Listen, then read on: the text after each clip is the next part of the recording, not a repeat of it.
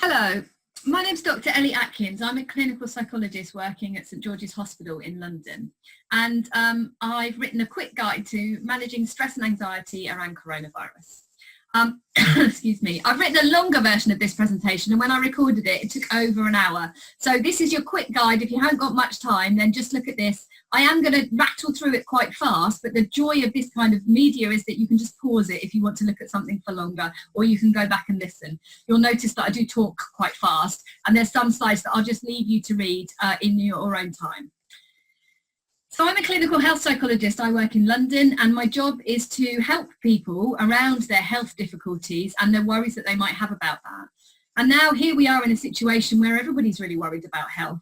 And I want to say, I can't take away the difficulties that you're going through, but I can walk alongside you. I don't know exactly what your situation is, and it might be different to the situation that I find myself in. But I want to say that it doesn't mean that you're alone in this, that we can walk together, whatever our circumstances. And I hope that this might help you to understand maybe some of the things that you're feeling around this.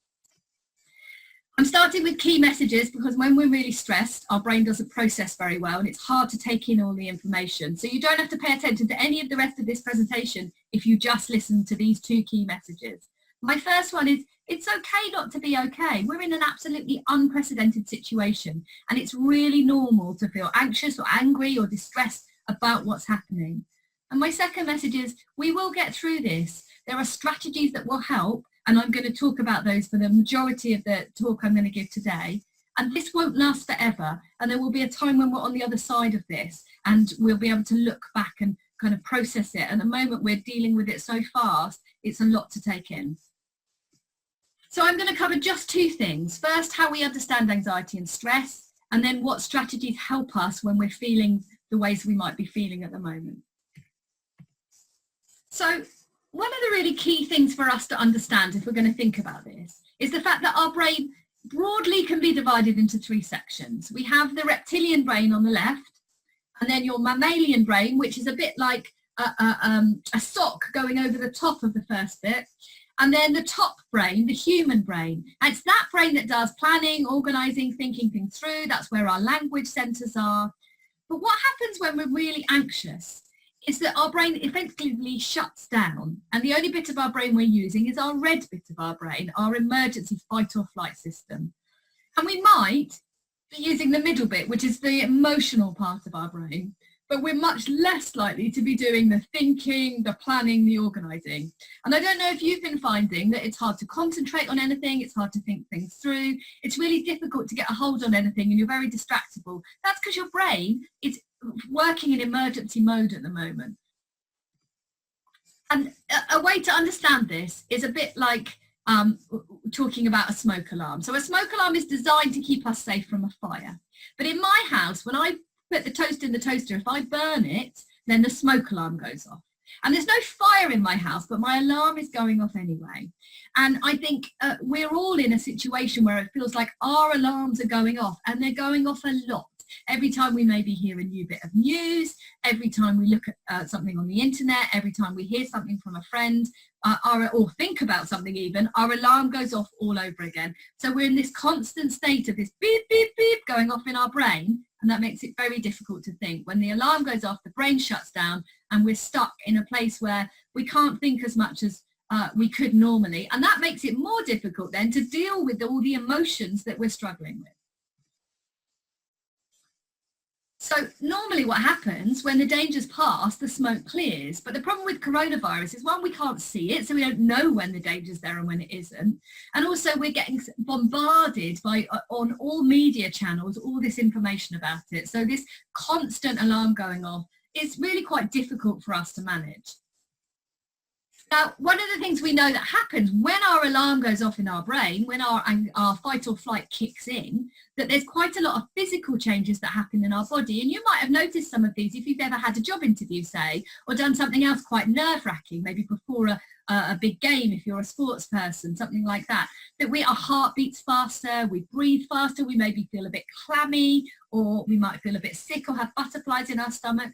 And all of those are normal physical reactions to the anxiety that we're feeling. Our brain releases adrenaline, the adrenaline pumps through us and it does all these different things to our body.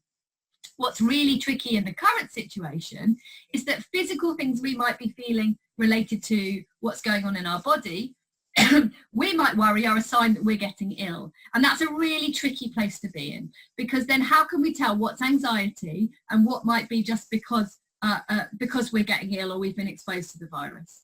And that's a problem. And so what we can do about that is, if we can regulate the level of adrenaline that's pumping through us all the time, then we have a chance that we can see for ourselves, actually, this is me being worried and that's why I'm reacting physically. So the rest of the time, I'm just going to talk with you about the things you can do if you're feeling some of these things, angry or upset, anything like that. Now, this is from Action for Happiness, who have a brilliant website, and I would really recommend going on there. What I really like about their work is that it's based on the evidence. So they've looked at lots and lots of studies. And in this situation, these are the 3 things they're reminding you to do. The first one is just to keep calm. Just breathe, focus on what you can do. The second one is to stay wise. And I think this is what the government's been talking to us about, making wise choices that helps everybody, not just you. You might be really keen to go out, for example, but the wise thing to do would be to stay home, maybe to wash your hands if you've been out. That kind of thing is a wise choice that just doesn't just positively impact on you, but it positively impacts on lots of people. And then be kind. And we've already seen a whole load of amazing examples of people doing this kind of thing. And think about what you can do that might be kind too, because the more you can reach out, the more positive impact that has on your own mental health as well. So I think there are 2 ways to see the situation that we find ourselves in. We could think, oh, this situation is so out of control, there's nothing I can do, I can't cope, it's going to have such a negative impact on me, and really having all these thoughts that I'm really, really struggling with. Or we can take those thoughts and just play with them a little bit. And it's really important that you see here that I'm not saying just say everything's fine, just think that it's all going to be okay. That's not what I'm asking you. What I'm asking you to do is take the thought and see if you can twiddle it so that it's a bit more realistic. So this situation is very difficult. I'll do what I can. Or I can't control many things, but I can look after myself. I can't control the fact that I can't leave my house, maybe, but I can control the fact that I can look after myself while I'm here. I can't cope with this. Actually, I think you probably can cope with this. You might feel like you can't, but you're going to find a way through this. And there's ways to get through this together. And I'm going to give you some examples of how you might feel like, yeah, I can cope with this. I can do that one thing that's going to make a difference. What we know about the way the brain works is the brain focuses on difficult things. Now, this is important. This is a survival mechanism. There's no point looking at all the great things if a terrible thing is happening. You need to be focusing on that in order to survive. If you're out in a country park, say, and you're examining all the beautiful wildlife and a tiger is running towards you, then focusing on the beautiful wildlife isn't going to keep you alive. And the brain has mechanisms to make sure that we focus on the things that might be a threat. So in that situation, our brain is really attuned to noticing movement out of the corner of our eye. We might see that tiger running across and then we can focus on it. But in this situation, focusing on all the difficult stuff that we can't do anything about might be quite difficult because it keeps us stuck. And what we've got to do is find ways to share our attention, even if we can't shift it completely. So here are some of the things that we can do. The first one is that we can acknowledge and name the anxiety or the stress or the anger that we're feeling. That might seem like a really small thing to do, but actually that's absolutely vital. What we know is that when people give a name to the feeling that they're struggling with, it shifts them from their middle brain, that purple bit in the middle brain of the pictures I showed you, into their top brain, their dark blue brain. That's their thinking brain. That's where they can do something about it. So giving your feelings a name switches on your top brain, and then you can think about what you're going to do. So saying, gosh, I'm feeling really anxious since I read that news article, or listening to this press conference is making me really worried or really angry, or whatever the feeling is, then naming that for yourself is really important. And then in this situation, we have to do two things. We have to accept the things we can't change and change the things we can. There are things we can take control of. And then we have to keep it in perspective. Right now, today, in my house, I am doing okay. I am still here. I am still keeping going. I'm still able to do some of the things I want to do. And then this is a really useful way to think about it. We can manage anxiety by thinking about these traffic lights: stop, think, and do. And here's some examples about what you might do. So stop is what I was just talking about, is just taking a pause and looking at what you are feeling. I'm feeling anxiety. I'm pretty stressed right now. I'm really scared about what's going to happen. Or my brain's run away with itself and it's really thinking about my parents and whether they're going to be okay. And then you take a deep breath and you try and ground yourself. And then, having done that, we've switched on our top brain. So then we can think, right, there are things that can help. What would be the thing that would help right now? Or I can't do that, but I could do it. I could do this other thing. So I can't speak to that person now because they're busy, but maybe I could do that later on today. But right now, what I can do instead is maybe write them an email. And then there are some things we can do. You can go outside. By this, I mean in the fresh air, maybe in a garden or just outside your front door. You can walk around the house. If you want a physical activity, just walk up and down the stairs 100 times. You can write it down. And I've got a slide on this in a minute, so I'll talk more about that in a sec. Find some things to be grateful for. And really importantly, if you're really struggling with those kinds of thoughts that we've been talking about, do something engrossing. If there a thought like, this is really frightening, what if I catch it? That's a thought you can't do anything about right now, but you could do something to shift the focus of your attention. Clean the oven. I know my oven's needed cleaning for an awfully long time. Maybe now's the time to do it. Read a book, do a craft, sing your favourite song, plan your next project, remember a great holiday, or create an imagined world in your head. Any of those things that are engrossing and fill up your brain are really helpful when there's nothing we can do. That's called shifting the focus of your attention. And that's what this worry tree talks about. I'm not going to talk about this slide for a long time, but as I said, you can pause it if you want to look at it in more detail. Importantly, it's not easy to shift the focus of your attention, because your brain is going to want to pay attention to the difficult things like that cartoon showed us. And what I'm saying is, if there's nothing you can do about it, shift the focus of your attention. But it's not easy, and it takes practice. It's not something you can just do overnight. You're going to try it today and then say, oh, that was rubbish because it hasn't worked at all. Well, you're right, it might not work the first time, but that's because it's a skill, just like learning to play football, learning to ride a bike, learning to bake a great cake. You can't always do it right first time, and it takes practice. But the more you practice, the more you're training your brain to do something that's helpful. If you can do something about it, do. If you can't, shift the focus of your attention. Here are some things that you could do if you're finding that you're getting a lot of thoughts or a lot of difficult feelings. You could write about it.